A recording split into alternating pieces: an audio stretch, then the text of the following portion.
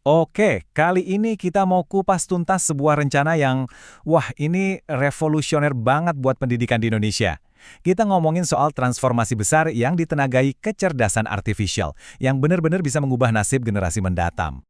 Kita semua pasti ngerasain kan, teknologi, apalagi AI, itu lagi ngubah dunia cepat banget. Ini bukan lagi cerita di film fiksi ilmiah loh, ini udah jadi kenyataan kita sehari-hari. Nah, dari sini muncul pertanyaan paling penting. Dengan potensi segede ini, sistem pendidikan kita udah siap belum ya? Apa kita siap ngebekalin generasi baru kita bukan cuma buat jadi penonton, tapi buat jadi pemimpin di era digital ini? Oke, sekarang kita juga bedah lebih dalam. Tapi sebelum kita ngomongin rencananya Indonesia, kita perlu lihat dulu gambaran besarnya. Gimana sih revolusi digital ini ngebentuk ulang dunia kita dan ya di mana posisi Indonesia sekarang? Oke, kita lihat datanya dulu ya. Indeks literasi digital kita itu angkanya 3,54. Ya, memang ada kemajuan sih, tapi statusnya itu masih sedang. Artinya apa? Artinya, kita tuh belum cukup gesit buat bersaing secara global. Masih banyak banget PR yang harus kita kerjain.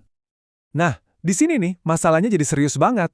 Ada proyeksi yang bilang kalau di tahun 2030, kita bakal kekurangan, coba tebak, 9 juta talenta digital. 9 juta, bayangin coba, ini bukan cuma angka loh.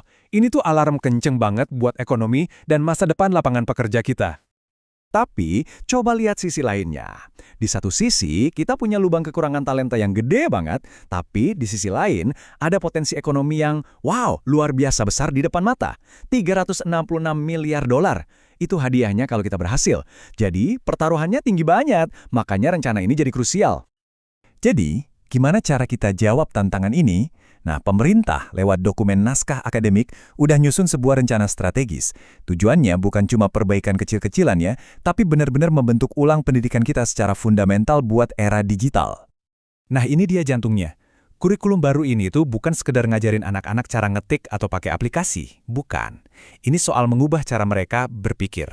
Fondasinya adalah berpikir komputasional. Ini tuh semacam kemampuan buat mecahin masalah rumit jadi bagian-bagian kecil, terus diselesaikan secara logis. Ini adalah skill super di zaman sekarang. Tabel ini ngejelasin perbedaannya dengan gamblang banget. Coba deh lihat pergeserannya. Kita pindah dari pola pikir lama, di mana kita cuma jadi pengguna teknologi, ke pola pikir yang baru, jadi pencipta teknologi. Dari yang tadinya cuma bisa pakai aplikasi, jadi orang yang bisa bikin sistem AI-nya sendiri. Ini lompakan yang luar biasa. Jadi apa aja sih yang bakal dipelajarin siswa?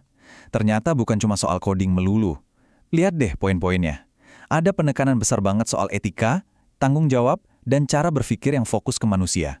Jadi tujuannya itu menciptakan talenta digital yang nggak cuma cerdas secara teknis, tapi juga bijak dan bertanggung jawab. Oke, rencananya keren, ambisius banget. Tapi pertanyaannya, gimana cara nerapin ini di ribuan sekolah di seluruh Indonesia? Yuk kita lihat gimana rencana ini bakal dibawa dari kertas ke ruang kelas. Kuncinya, satu, fleksibilitas. Jadi ini nggak bakal jadi perubahan yang dipaksakan serentak. Strateginya adalah diluncurkan secara bertahap, dimulai sebagai mata pelajaran pilihan dulu. Ini penting banget biar sekolah punya waktu buat adaptasi, baik dari sisi guru maupun infrastrukturnya. Terus, gimana alur belajarnya buat siswa? Semuanya dirancang rapi dan bertahap.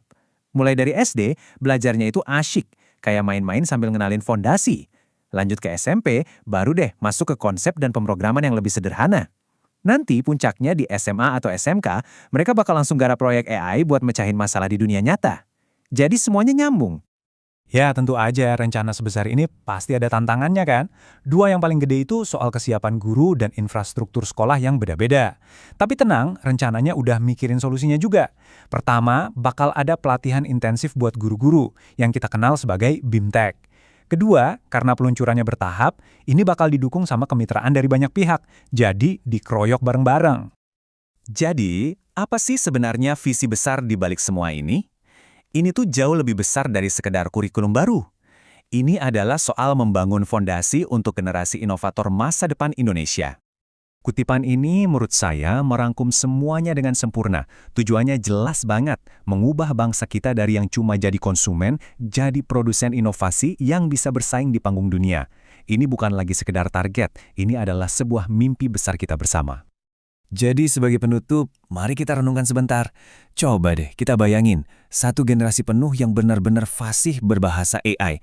Mereka bukan cuma make, tapi mereka mencipta dengan AI. Pertanyaannya bukan lagi apakah mereka bisa, tapi hal-hal luar biasa apa yang akan mereka bangun untuk Indonesia.